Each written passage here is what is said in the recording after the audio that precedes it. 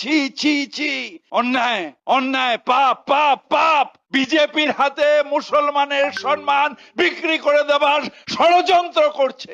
এত বড় অন্যায় যে আমার ধর্ম টাকাই বিক্রি করে দেব।